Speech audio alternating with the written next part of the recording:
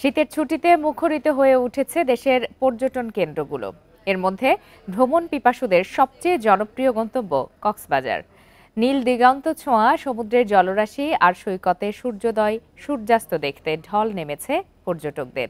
এরই মধ্যে হোটেল মোটেলের প্রায় ৮০% কক্ষ বুকিং হয়ে গেছে। বাড়তি ভিড়ের কারণে অনাকাঙ্ক্ষিত ঘটনা এড়াতে নেওয়া হয়েছে বাড়তি সতর্কতা। বছর শেষ হতে আর মাত্র কয়েকটা দিন বাকি।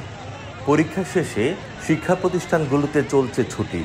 পরিবার নিয়ে তাই অনেকেই বেড়াতে আসছেন কক্সবাজারের সমুদ্র সৈকতে।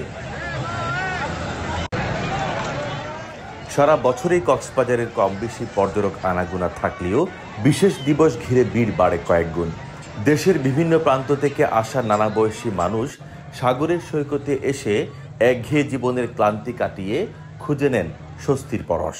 আর সাগরটা দেখার পরে যত মন খারাপ আছে অটোমেটিক ভালো লাগে। যত কিছু পপুলার আছে সবই আমরা দেখতে চাই, ঘুরতে চাই, উপভোগ করতে চাই। জীবনযাপনের পরে এখানে আসা আর আসলে সমুদ্র দেখার পর সব ক্লান্তি চলে গিয়েছে।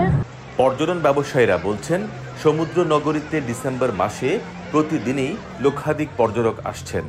বছরের মাঝামাঝিতে রাজনৈতিক অস্থিরতার কারণে ব্যবসায় ভাটা পড়লেও এবার ক্ষতি পুষিয়ে ওঠার আশা তাদের। ডিসেম্বর পর্যন্ত আমরা আশা করি প্রতিদিন 1 থেকে 2 লাখ এবং বিশেষ বিশেষ দিনে 3 থেকে 4 লাখ পর্যন্ত পর্যটক আসবে বলে আমরা মনে করি। পর্যটন শিল্পে প্রচুর পরিমাণ অন্য বছর প্রচুর পর্যটক আসবে এবং আমরা যে এতদিন ক্ষতির সম্মুখীন ছিলাম সেটা আমরা পুষিয়ে লাভের মুখ দেখব এবং পর্যটন ব্যবসায়ীদের মুখে হাসি ফুটবে বলে আমরা মনে করি।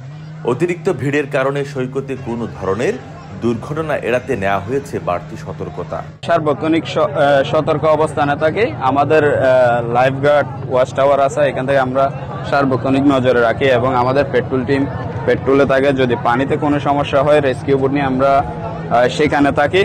কক্সবাজারের হোটেল মোটেলগুলোর 70 থেকে 80% কক্ষ বুকিং হয়ে গেছে। পর্যটকদের সব ধরনের নিরাপত্তা দিতে কাজ করছে ট্যুরিস্ট পুলিশ সহ স্থানীয় প্রশাসন। তৌফিকুল ইসলাম, ইন্ডিপেন্ডেন্ট নিউজ, কক্সবাজার।